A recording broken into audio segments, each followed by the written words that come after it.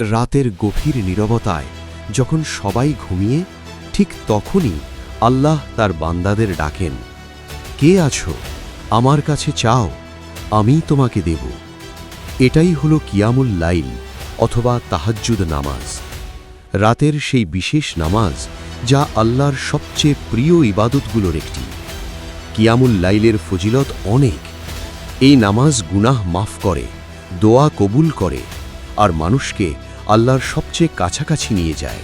এই নামাজ পড়ার নিয়ম: এশার পর ঘুমিয়ে রাতের শেষ ভাগে উঠে অজু করে 2 রাকাত করে নামাজ পড়ুন। চাইলে 4, 6 বা 8 রাকাতও পড়তে পারেন।